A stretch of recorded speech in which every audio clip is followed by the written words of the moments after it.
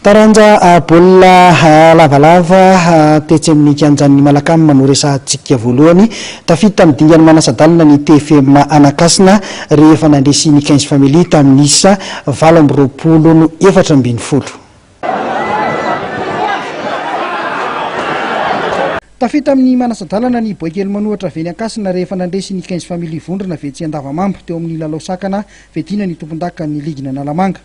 Resy ny TFM Anakasina tamin'ny isa 24 ny 15 family lalao izay isan'ny nandrasan'ny mpakafy ity feonan'ny rotota ity teo amin'ny fisara-potoana voalohany dia ny 15 family no nitarika tamin'ny isa 4-3.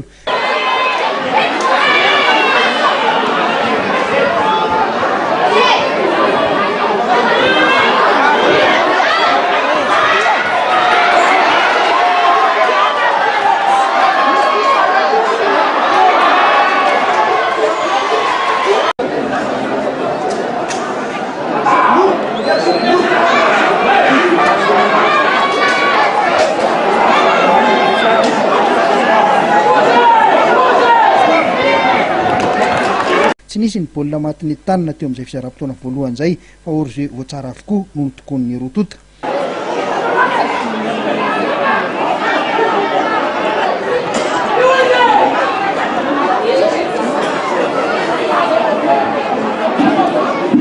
Nakisokely baolina emiakakan'ny fametrahana sport lia makatoerana nareo raha zany dia isana voalohany tany filamina.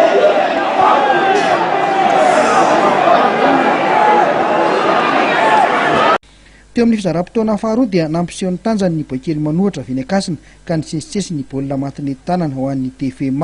Ny 15 family kosa tetsy ankilan'izay tsy nahavita nandrafitra fanafiana mihitsy.